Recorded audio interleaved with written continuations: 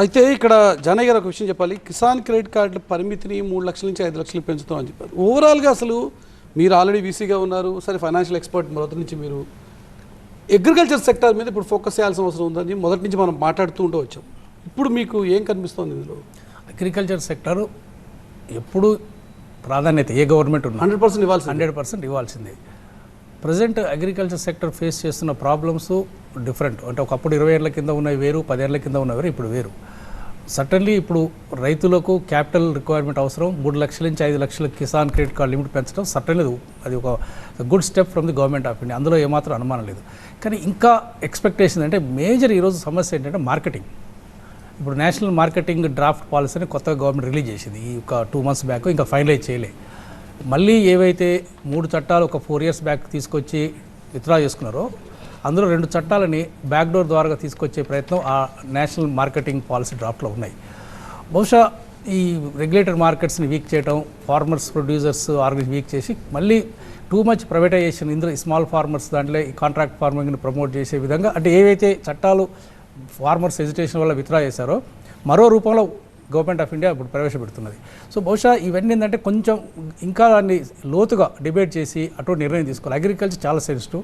దాదాపుగా మనకు ఇప్పటికీ అగ్రికల్చర్ షేర్ ఓన్లీ 15% ఉన్నప్పటికీ జీడిపిలో దాదాపుగా 50% ఇప్పటికీ డైరెక్ట్లీ ఇండైరెక్ట్లీ ఒక జీవనాధారం, లైవ్లీహుడ్, ఎంప్లాయ్మెంట్ కానీ లైవ్లీహుడ్ అని ఆ పాపులేషన్ తగ్గాలి డెఫినెట్గా.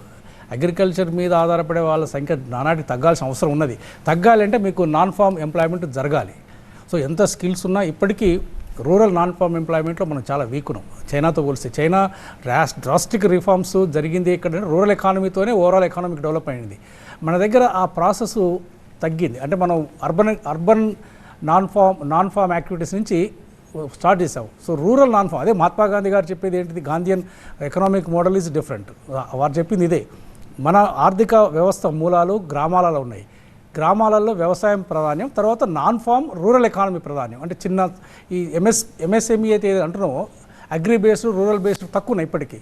బట్ అది ఎంప్లాయ్మెంట్ పొటెన్షియల్ ఎక్కువ అక్కడ.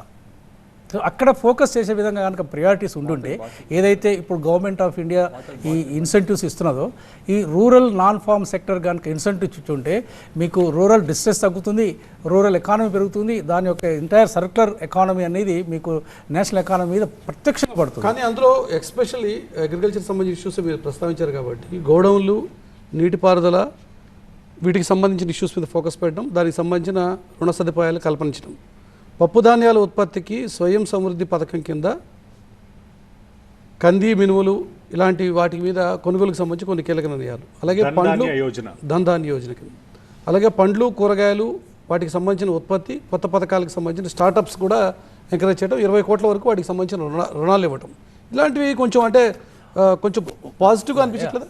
యాక్చువల్గా మనకు అగ్రికల్చర్లో ప్రధానమైన సమస్య ఏంటంటే ఈ ఆయిల్ సీడ్స్, పల్సెస్, నూనె గింజలు ఇవన్నీ మనం దాదాపు 2 లక్షల కోట్ల వర్త్ ఎవ్రీ ఇయర్ మనం దిగుమతి చేసుకుంటున్నాం. దాన్ని తగ్గించాల్సిన అవసరం ఉన్నది. తగ్గించాలంటే డొమెస్టిక్ ప్రొడక్షన్ పెంచాలి. కొన్ని మీరు అన్నట్టు స్పెషల్ పల్స్ ప్రొడక్షన్ ప్రోగ్రామ్స్ ఇవన్నీ చేశారు. కానీ మెయిన్ సమస్య ఎక్కడ వస్తుందంటే మన ప్రొడక్షన్ ఓరియంటెడ్ పాలసీ ఉంది తప్ప, ప్రొడక్షన్ అయిన తర్వాత రైతు అడుగుతున్నాడు. మేము రైతుల దగ్గర పోయినప్పుడు మనకు పప్పు ధాన్యాలు ముఖ్యము, నూనె గింజలు ముఖ్యము, మనకు వెరైటీస్ ఉన్నాయి, సాయిల్ ఉంది, నీరు ఉన్నాయి, అన్నీ ఉన్నాయి. మీరు పండించండి, పండించిన తర్వాత నాకు మార్కెట్ ఏది అని అడుగుతున్నారు. ఇప్పుడు వరికి ఉన్నది సేఫ్ మార్కెట్, గోధుమ ఉన్నది సేఫ్ మార్కెట్, కాటన్ ఉన్నది కొంతవరకు మార్కెట్ వ్యవస్థ కూడా బాగుంది. ఆ స్ట్రీమ్ లైన్ సిస్టమ్ అనేది ఈ 3 ప్రధానమైన పంటలకు ఉన్నది.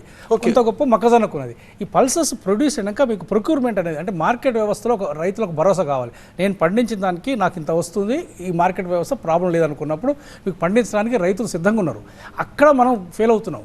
దాన్ని ఏం చేస్తున్నాం, ఆ వ్యవస్థను అంటే ప్రొడక్షన్ వరకే మన పాలసీలు పెడుతున్నాం, ప్రొడక్షన్ తర్వాత ప్రైవేట్ రంగం మీద వదిలిస్తున్నాం. అక్కడ లింక్ మిస్ అయ్యి ఇప్పటికీ మనం ఆయిల్ సీడ్స్లో పల్సలు వెనకబడి ఉండటానికి కారణం అదే.